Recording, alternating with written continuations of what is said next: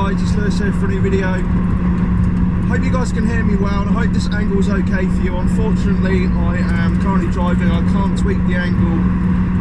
But in this video I just want to speak about the ownership of a Mark 5 Zetec S, because I don't think there's enough coverage of these cars on YouTube.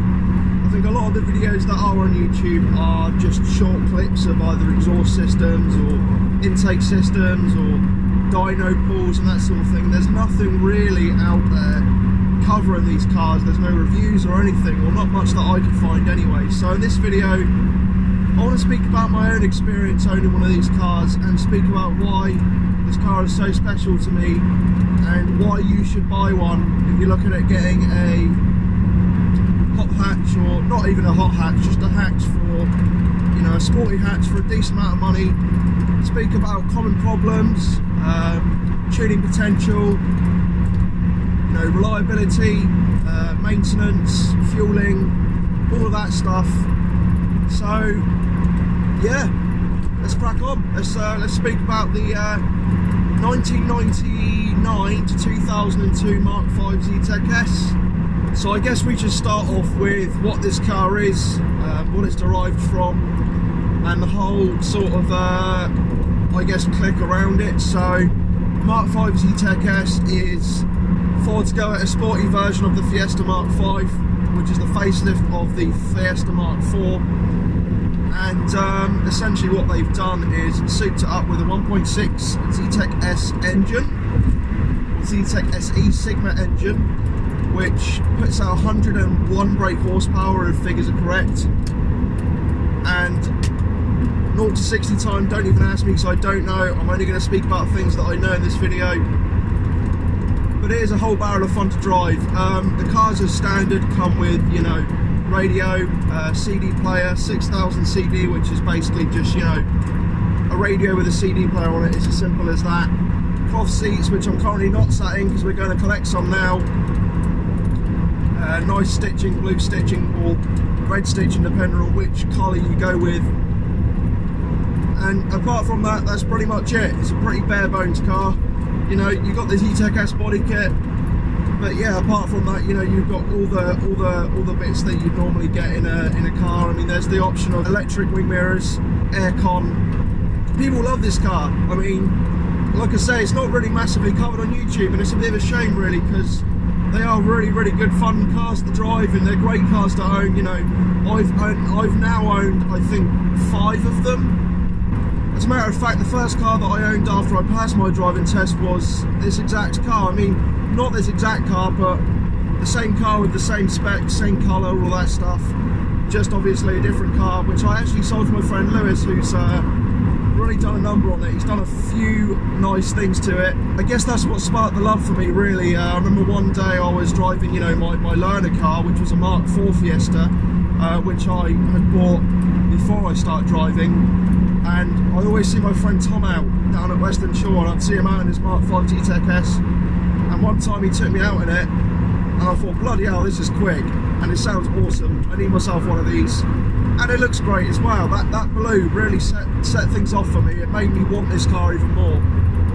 When these cars were released, they're released in 4 different colours and 4 different colours only. So you've got Moondust Silver, I believe, Panther Black, Colorado Red, and Imperial Blue. The most sought after ones, more than likely the Imperial Blue, in my opinion, the best colour that Ford ever done for their sporty hatches and their sporty cars in general. Imperial Blue, you know, is found on cars such as the Mark 1 Focus RS, Ford Sport KA, Focus ST170, Mark 5 Zetec S, and I think maybe the Mondeo ST24, but I'm not 100% sure. Yeah, the Imperial Blue, man, that's what gets it for me. That's the best colour in my opinion. But you've got the choice of the lovely Colorado Red, the Moondust Silver, I believe, and the Panther Black if you do so choose to go with another colour. They're all really nice colours. It's just up to personal preference. But again, the most sought after one's more than likely going to be the Imperial Blue. So you get your colour, you get your package, you get the 1.6 Sigma engine, which is, to be fair, really reliable and pretty decent on fuel. What else do you get for your money? Well, I can tell you, a really great handling car. I mean, for the price that you pay, I paid £300 for this one. Now, granted, I got a massive bargain on this car. Normally with a car of this shape with no rust around the arches, which is, you know, what this is, you'd be looking at around about £1,000 to £1,500 with a pretty decent mild engine, and bare bones standard with no rust or repaired arches. And I think that brings us round to our next topic, pricing. So pricing for these cars, again, like I say, you know, £300 for this I spent, but for a car of this spec, you know, you're looking at £1,000 to 1,500 with this mileage anyways. This is a 73,000 mile car.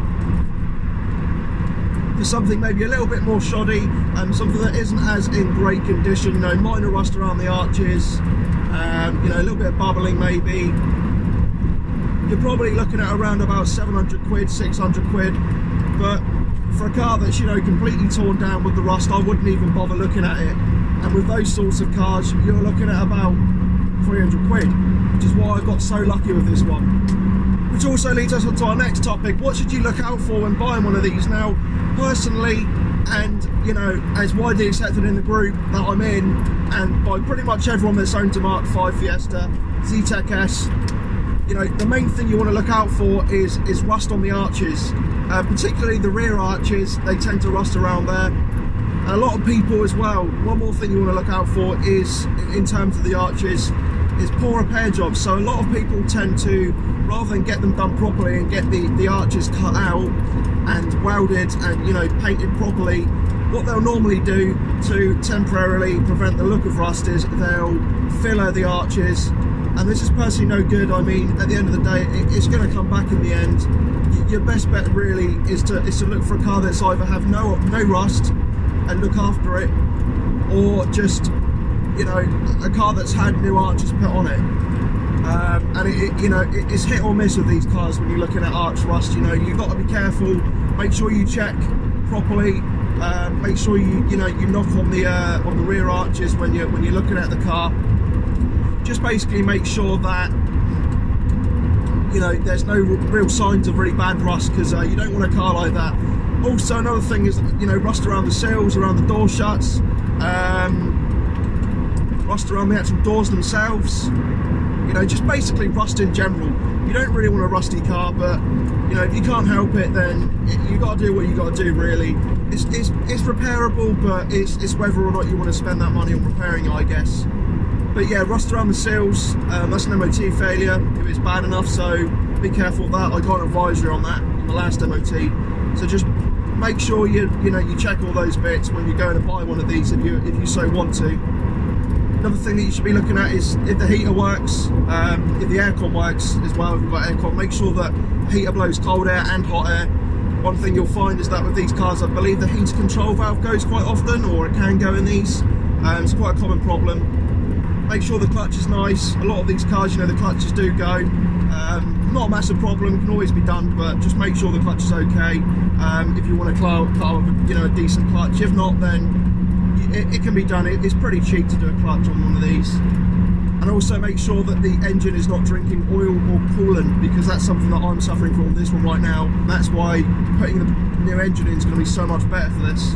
Now, apart from that, there's not really a whole lot more to worry about. They're just the major ones there. Minor ones, you know, you can pick and choose at those, but, you know, bolster rips and stuff like that. But aside from that, they don't really ask for too much. Just make sure that there isn't, you know, excessive rust or anything like that. I think a great topic to speak about with these modifications, because a lot of people buy these for the purpose of tracking them, which I done, and I'm actually slowly putting it more towards being a nice daily now. But modification wise, you know, what are you looking at? What do you want to do? A lot of these cars are modified. It's just the way it is. They're a cult car at the end of the day, and they're a cult car for that exact reason. They were used a lot in the max power days to rise the hell out of, but these days people are relatively careful with them. You know, they like to take their time modifying them, and it's sort of caught on now. Max power isn't about anymore, and people are starting to take care of these cars a little bit more. So basic modifications that, you know, you can do to these cars, I mean, a cone filter, you know, coilovers, brake upgrades, Mondeo V6 brakes. You know, there's tons of choices for upgrades and modifications for these cars. In terms of power, it really depends on how much you want to spend. It's a naturally aspirated engine, so in terms of power, and you know, with the power band that you get, for the most part, the best thing you can do if you want to keep with the standard engine is some cams, maybe get some individual throttle bodies, you know, upgrade your injectors, get a mat. But that's another thing these cars are very popular for as well, and that is the engine swaps. What you'll find very often is that people, as of myself as well, swap the Ford Puma engine into these cars because they're pretty much a direct fit. They're a very easy swap. There's only a couple of things you've got to keep in mind, you know, changing the wiring, which is pretty easy, changing over the ECU, changing the fuel, you know, the fuel lines, the engine mount, and that's pretty much it. It is really straightforward. It's pretty much a straight swap. It's pretty much a straight swap. That engine swap will bump your power up to 123 brake horsepower. You've got a wider power band, more torque, and if you so choose to, you can also make the 1.7 Puma gearbox for longer gear ratios. And in a car this light, you can't really go wrong with 25 horsepower. I've driven the Puma engine in one of these cars, and a long time of thinking, well, that 23 horsepower is not worth it.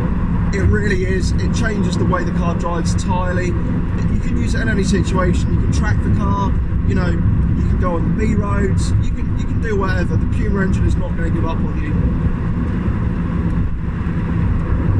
Other engine swaps people do, they do the 2 litre Zetec swap, ST150 swap, you know, they'll do the Focus RS swap. There's tons of swaps people do for these engines.